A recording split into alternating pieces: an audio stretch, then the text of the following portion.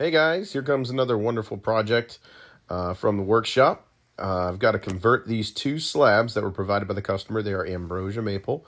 They'll become a dining table with a matched pair of benches to be used on their enclosed porch on the back of their house. So to start, I needed to clean up the rough cut ends here on the crotch area and then the single end.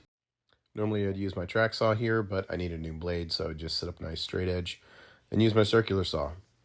Then it came time to flatten these bad boys, so I don't have a planer or sander that is wide enough for these, so I use a homemade router sled that I made with some ball bearings on it and my trusty Bosch router.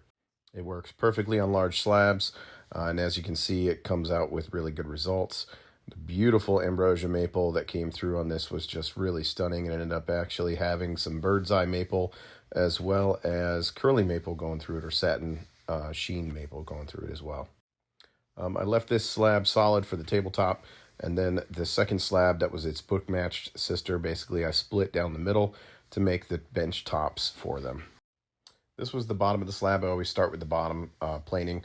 When I flipped it over to do the top, I ran into a bit of a problem. Up here at the top where the crotch is, where it starts to split, the one side was nice and thick. It was about 2 inches before I got to plane that side, and then on the split where it comes down in the crotch there, though, you can see there's a really heavy slope going down. That is because that part of the crotch was curled a little bit in the drying process of this tree.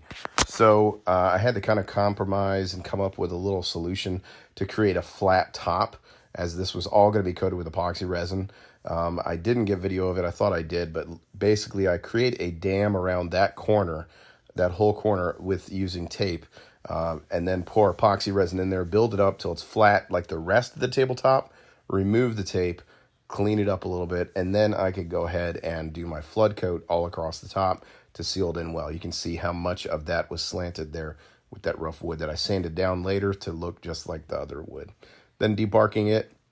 Here is the two benches, debarked and planed and then sanded down, ready to go for their epoxy coat. You can see some beautiful curly maple there along that edge, that gorgeous ambrosia streaks through there, and then a bunch of bird's eye maple in there too.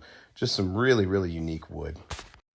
For this set, the customer chose to go with a flat bar solid steel stock table base. So I created the table base and the benches to match. You'll see here coming up soon. So I fabricated them up and then got them off to live wire powder coating here near Wilmington, and they brought them back and they looked fantastic. Great company to work with. As you guys know, I pretty much exclusively use Incredible Solutions epoxy, whether it's for deep pour or tabletop. This is Promise Epoxy. It is not a different company. It's the exact same company as Incredible Solutions is. They just changed their name and put new looks on the label. So it's a great product still. Once again, this is UV tabletop coating resin, not for deep pour or casting. It goes on great smooth, and it really, really protects against UV light. This was going in a covered porch without direct sunlight, so I trusted it to use for this project. Here's the finished coat, and just look how stunning that looks on that tabletop. This is the bottom side, not the top side. I'm not sure why I didn't get video of the top side, but the other side looks just as good as this. And here is the final result. There's that flat bar stock steel base on the table and benches, custom powder coated by Live Wire Powder Coating, and it just looks awesome. I kind of trimmed the edges of the benches up so they would fit nice and tight up against the table when needed, and they wouldn't rub on your legs. Left the live edge to the outside. It's kind of a picnic style design, which I really like, to fit on a porch, and it's just going to look great in their home. Customer is extremely satisfied, and I really like that they chose to keep that crotch there and the two parts that branch off of that, rather than cutting it flat. Just kind of keeping that natural look goes perfect with the live edge look to it. Just gorgeous wood.